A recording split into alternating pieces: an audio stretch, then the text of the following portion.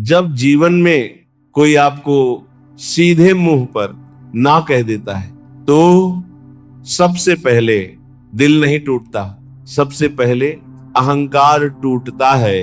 और यही वह क्षण होता है जहां से या तो मनुष्य कमजोर हो जाता है या फिर वहीं से वो मजबूत बनना शुरू करता है। लेकिन समस्या ये है कि हमें कभी सिखाया ही नहीं गया कि ना सुनने के बाद क्या करना चाहिए।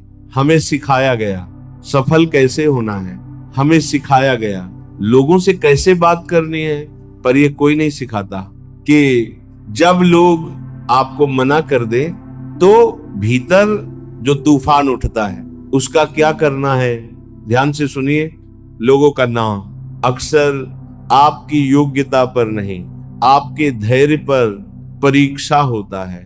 पर हम हर ना को अपने मूल्य से जोड़ लेते हैं। हम सोच लेते हैं कि शायद मैं कम हूं, शायद मुझ में कुछ कमी है, शायद मैं योग्य नहीं हूं। यहीं पर सबसे बड़ी गलती होती है। जीवन में जो भी आगे बढ़ा है उसने हाँ से ज्यादा ना सुना है, पर अंतर सिर्फ इतना है कि उसने ना को अपनी पहचान नहीं बनाया, उसने ना को अपनी तैयारी का हिस्सा बनाया। अब आप ये समझिए, जब कोई आपको ना कहता है तो उसके पीछे 3 ही कारण होते हैं। या तो वह व्यक्ति आपको समझ नहीं पाया, या फिर वह व्यक्ति आपके डर से आपको रोक रहा है, या फिर ईश्वर आपको अभी और तैयार करना चाहते हैं। लेकिन हम हर बार तीसरे कारण को सबसे अंत में रखते हैं। याद रखिए, अगर हर ना आपको तोड़ रहा है तो समस्या लोग नहीं है, समस्या आपकी अपेक्षा है। आपने अपेक्षा रख ली कि लोग आपको समझेंगे, आपको स्वीकार करेंगे, आपके प्रयास को सराहेंगे, पर जीवन ऐसे नहीं चलता। जीवन में सबसे ज्यादा जो लोग टूटते हैं वे कमजोर नहीं होते, वे अत्यधिक संवेदनशील होते हैं। वे हर बात को दिल पर ले लेते हैं, और जो हर बात दिल पर ले ले वह देर सवेर दिल से हार जाता है। अब एक गहरी बात प्रेम से सुनिए, जब लोग आपको ना कहते तो वे आपको नहीं नकारते, वे सिर्फ उस जगह को नकारते हैं जब हाँ वे खुद पहुंच नहीं पाए। और अक्सर लोग उसी चीज को मना करते हैं जो उन्हें अपने भीतर अधूरा महसूस कराती है। इसलिए हर ना को व्यक्तिगत मत बनाइए। हर ना आपकी बेइज्जती नहीं है, कई बार वह सिर्फ जीवन की दिशा बदलने का संकेत होता है। अब सवाल आता है, क्या करें जब लोग आपको ना कह दे।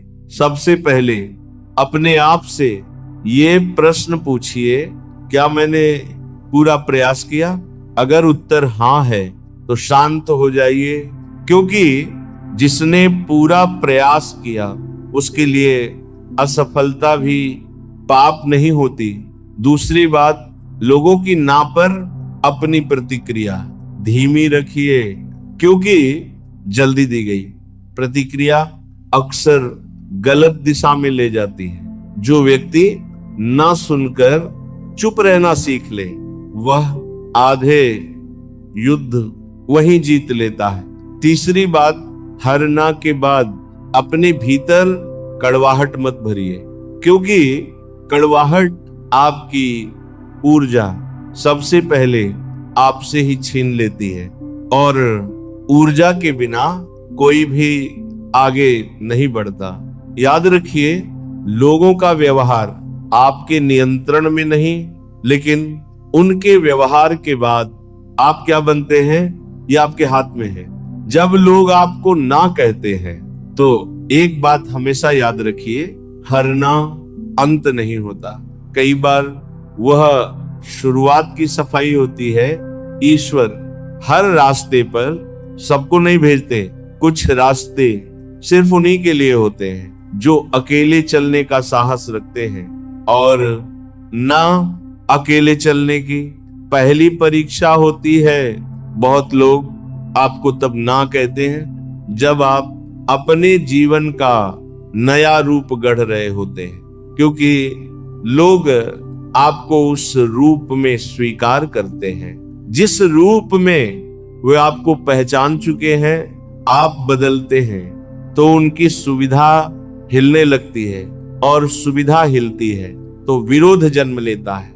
इसलिए जब लोग आपको ना कहें तो यह मत सोचिए कि आप गलत हैं। कई बार इसका अर्थ होता है कि आप अपनी पुरानी सीमा से बाहर निकल रहे हैं, और हर सीमा के बाहर सबसे पहले अकेलापन मिलता है।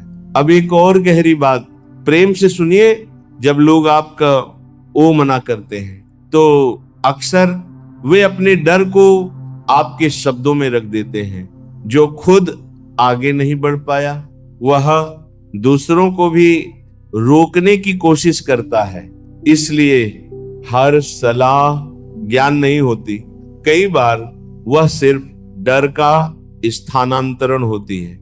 याद रखिए, जिसने कभी जोखिम नहीं लिया वह आपको जोखिम न लेने की सबसे ज्यादा सलाह देगा, और जो खुद हार से डरता है वह आपको हार का डर दिखाकर रोकना चाहेगा।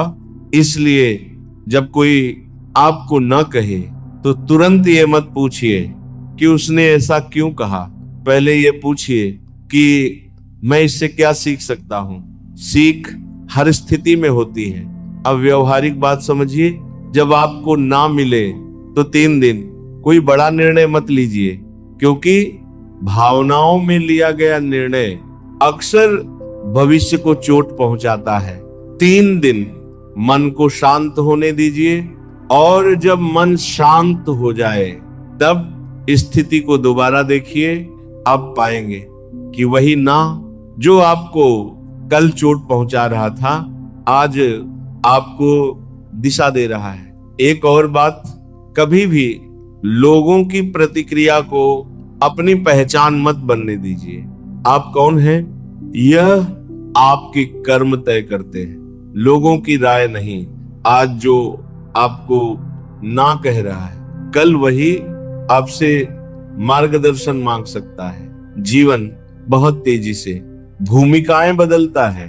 अब ध्यान दीजिए, जो व्यक्ति हर ना के बाद अपने आप को कम आंकने लगता है वह धीरे धीरे अपने आत्मविश्वास को खो देता है, और आत्मविश्वास एक बार टूट जाए तो उसे जोड़ने में वर्षों लग जाते हैं।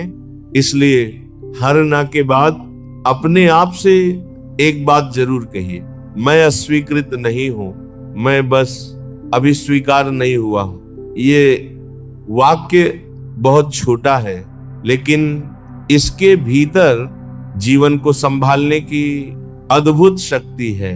अब संबंधों की बात करें, कई बार ना अजनबियों से नहीं अपने लोगों से मिलता है, और ये ना सबसे ज्यादा चुभता है।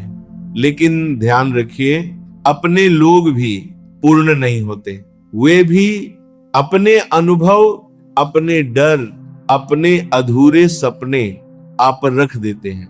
इसलिए उनकी ना को उनकी सीमा समझिए, अपनी नहीं। याद रखिए, जो व्यक्ति आपके सपनों से डरता है वह आपका शत्रु नहीं है, वह सिर्फ अपने सपनों से डरा हुआ है। अब एक बहुत आवश्यक बात, जब लोग आपको ना कहें तो आप खुद को समझाने की कोशिश कम करिए। जो आपको समझना चाहता है वह एक वाक्य में भी समझ जाएगा, और जो नहीं समझना चाहता वह 1000 वाक्यों में भी नहीं समझेगा। इसलिए अपनी ऊर्जा उन्हीं पर लगाइए जो आपके हाँ के योग्य हों। बाकी लोगों को प्रेम से जाने दीजिए। और अंत में इस भाग की सबसे महत्वपूर्ण बात, यदि आज आपको लगातार ना मिल रहा है तो यह संकेत हो सकता है कि आप किसी बड़े हाँ के करीब हैं, क्योंकि ईश्वर बिना तैयारी के कभी बड़ा अवसर नहीं देते। वे पहले मन को मजबूत करते हैं, फिर परिस्थिति बदलते हैं,